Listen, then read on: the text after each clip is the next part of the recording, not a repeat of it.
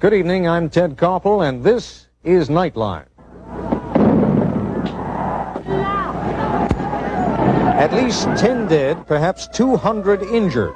It was the worst violence Manila has seen in the 18 years that Ferdinand Marcos has served as Philippine president.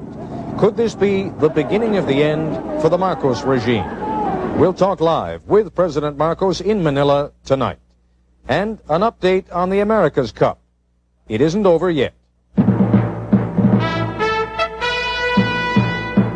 This is ABC News Nightline. Reporting from Washington, Ted Koppel. To say that this has been a bad day for the Philippines is to understate the issue. In some respects, it may have been the worst day, at least in terms of violence in the streets, since President Marcos came to power back in 1965. But this is more than just a domestic crisis for Mr. Marcos. More and more, he is perceived and frequently depicted overseas as a dictator who may be losing his grip. There were heavy casualties on both sides today in violence in Manila. The Philippine government said the 10 people killed included 2 firemen, 2 Philippine Marines, and 6 civilians. The government reported at least 50 riot troops injured, among them a brigadier general. Nightline correspondent Bill Rediker reports from Manila on how the violence started and the issues that lie behind it. It began as a rock-throwing contest between thousands of protesters and armed security men who had surrounded the presidential palace.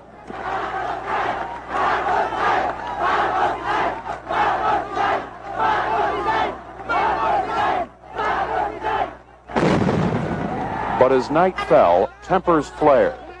The scene became violent.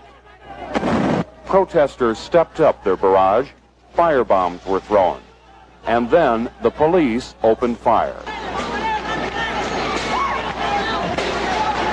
They're shooting us! Goddamn Marcos! As the crowd scattered to avoid the explosions and gunfire, dozens were wounded, victims of police fire and hurled rocks. A nearby university hospital was converted into an emergency ward. Doctors treated both protesters and police. As the night wore on, buses and trucks were set on fire. There were several fatalities on both sides, and numerous arrests, as Manila's worst night of violence in many years capped an unprecedented day of protest. Billed as a National Day of Sorrow rally, more than 100,000 Filipinos gathered earlier today to stage the largest anti-government demonstration since President Ferdinand Marcos declared martial law here exactly 11 years ago.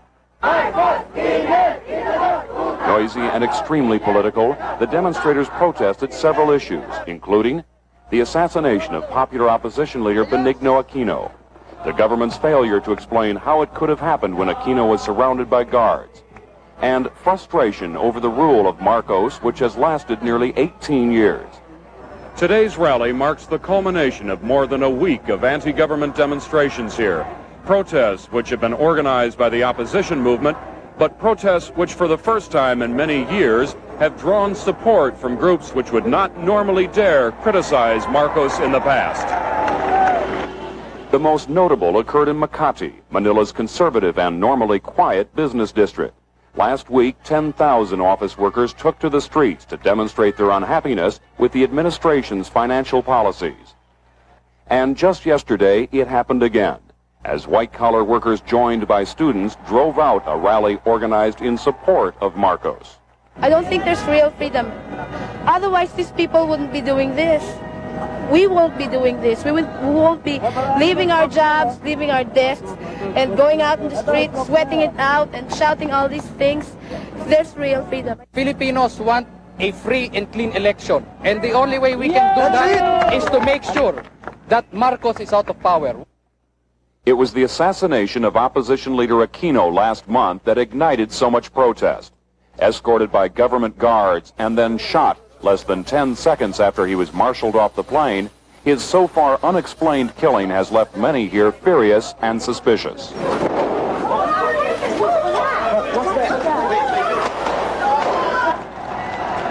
While more than 2 million mourners vented some of their frustration during Aquino's funeral, anger has mounted over the government's inability to convince Filipinos that the Marcos regime is not somehow involved.